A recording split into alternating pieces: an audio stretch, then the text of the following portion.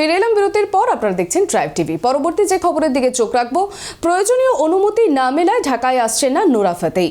December মাসেই ঢাকায় আসার কথা ছিল বলিউডের নৃত্যশিল্পী নুরা ফাতেহি। ঢাকায় এক কনভেনশনে হলে এবার পুরস্কার বিতরণী অনুষ্ঠানে আসার কথা ছিল তার, কিন্তু ওই অনুষ্ঠানে আসার জন্য প্রয়োজনীয় অনুমতি মেলেনি। সেই কারণেই তিনি আসছেন না বলে জানিয়েছেন ওই অনুষ্ঠানের আয়োজকরা। ওই পুরস্কার বিতরণী অনুষ্ঠানে নৃত্য পরিবেশন করার কথা ছিল তার, কিন্তু বলিউডের সাকিব খানকে এবার আসার জন্য আপাতত অনুমতি দেয়নি বাংলাদেশের সংস্কৃতি মন্ত্রণালয়। বাংলাদেশও এখনো দেখা দিয়েছে আর্থিক সংকট। ভারত যা অন্য দেশ থেকে কোনো শিল্পীকে বাংলাদেশে আনতে হলে সংস্কৃতি মন্ত্রণালয়ের অনুমতির দরকার হয়।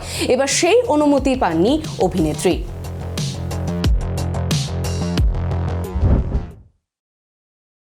AIFF এর সভাপতি নির্বাচিত হয়ে সোমবার বিকেলেই শহরে পৌঁছলেন কল্যাণ চৌবে।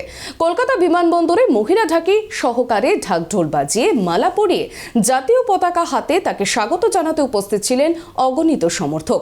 এই উষ্ণ অভ্যর্থনায় আপ্লুত ভারতীয় ফুটবলের সর্বময় কর্তা। AIFF সভাপতি নির্বাচনে প্রতিদ্বন্দ্বী বাইচুং ভুটিয়াকে উড়িয়ে দিয়ে ভারতীয় ফুটবলের মসনদে বসেছেন কল্যাণ চৌবে। 34টির মধ্যে 33 ভোট পেয়েছেন কল্যাণ, বাইচুং পেয়েছেন মাত্র 1টি ভোট। AIFF এর ইতিহাসে এই প্রথম কোনো ফুটবলার ভোটে জিতে সভাপতি হলেন। প্রিয়রঞ্জন দাসমুন্সির পর বাংলা থেকে আবার কেউ AIFF এর সভাপতি হলেন। নির্বাচনে জয়ী হয়ে সোমবার বিকালে দিল্লি থেকে কলকাতা পৌঁছলেন কল্যাণ।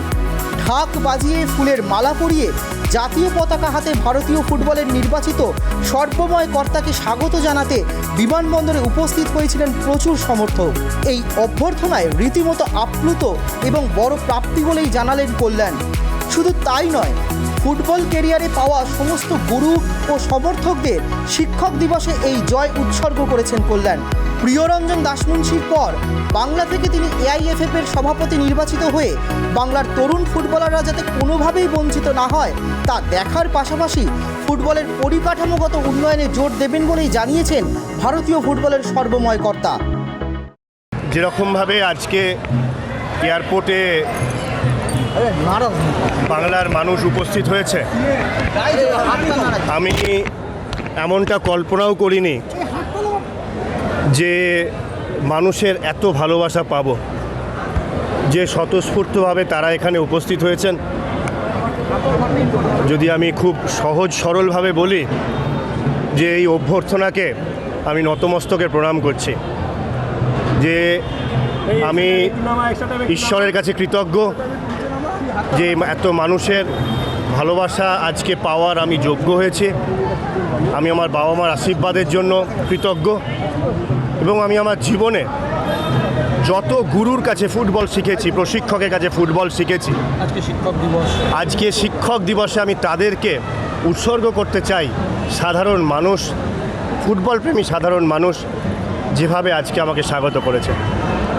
আর আমার মনে হয় দীর্ঘ 1.5 দশক ধরে যবে থেকে প্রিয়দা ভারতীয় ফুটবলের থেকে নিষ্ক্রিয় হয়েছেন, তারপর থেকে বাংলার মানুষ চাইছিল বোধহয় বাংলা থেকে ফুটবলে আবার প্রতিনিধিত্ব হোক।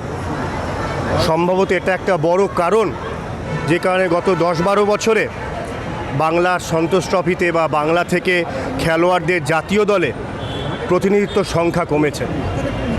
আমি আশা করব আমার কার্যকালে বাংলার ফুটবল প্রেমী, বাংলার তরুণ যুবক ফুটবলাররা যেন কোনোভাবে বঞ্চিত না হয় এবং পরিকাঠামোগত উন্নতি যেন এখানে সর্বোচ্চ পর্যায়ে করা যায়, সেই চেষ্টা আমি করব। সভাপতি পদে প্রতিদ্বন্দ্বিতা করা প্রাক্তন জাতীয় অধিনায়ক বাইচুং ভুটিয়ার নাম না করে অভিযোগ করেছিলেন কেন্দ্রীয় স্বরাষ্ট্রমন্ত্রী অমিত শাহর প্রভাবেই গুজরাট থেকে প্রতিদ্বন্দ্বিতা করে ফেডারেশনের সভাপতি নির্বাচিত হয়েছেন কল্যাণ চৌবে। এদিন তার জবাবও দিয়েছেন ফেডারেশনের নবনির্বাচিত সভাপতি।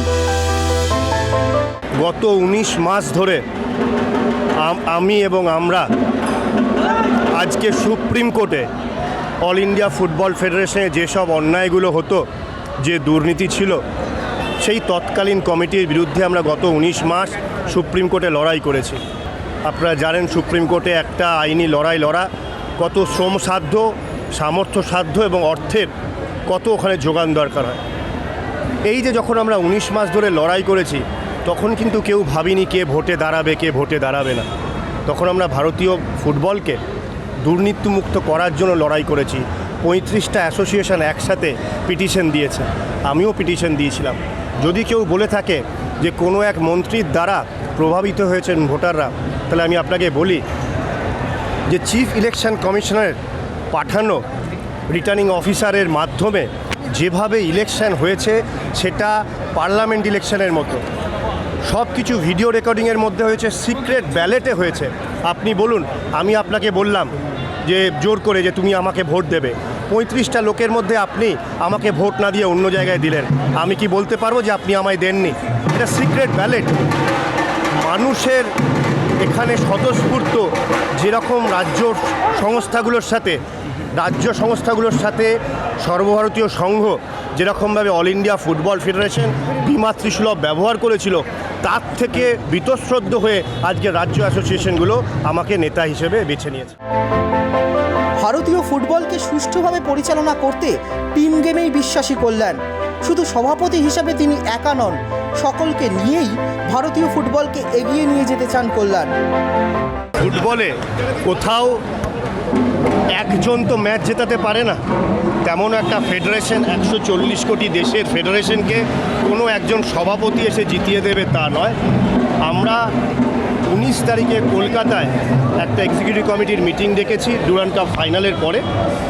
আর সেই দিন আমরা রাজ্যগুলোর কাছ থেকে স্টেট ডেভেলপমেন্ট প্ল্যান চেয়েছি। তার 100 দিন পর আমরা কিভাবে ফুটবলের পলিসি হবে, রোডম্যাপ হবে, ব্লুপ্রিন্ট হবে, সেটা আপনাদের সামনে ঘোষণা করবো 100 দিন। গুজরাট থেকে সভাপতি নির্বাচিত হলেও তিনি বাংলার ফুটবল তো বটেই, গোটা দেশের ফুটবলের উন্নতির স্বার্থেই কাজ করবেন বলে জানিয়েছেন কল্যাণ।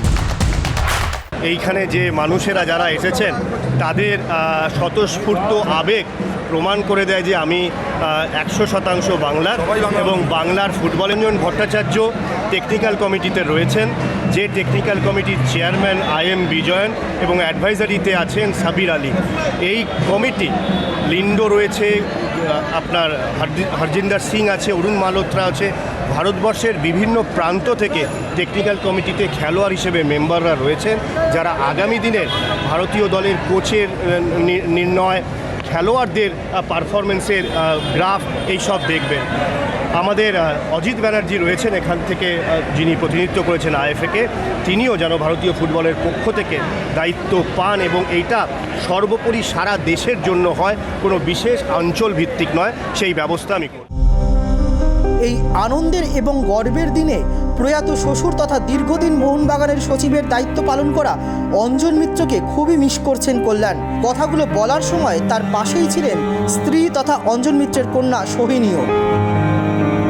আজকে অত্যন্ত আমাদের আনন্দের, কারণ যদি আজকে সৈনীর বাবা অঞ্জনদা যদি বেঁচে থাকতেন, তিনি যেরকম দীর্ঘদিন ধরে লড়াই করেছেন ফুটবলের অ্যাডমিনিস্ট্রেশনে স্বচ্ছতা আনার জন্য, আমার মনে হয় তিনি আজকে আমার এই পদে অত্যন্ত সম্মানিত বোধ করতেন, তার গৌরব।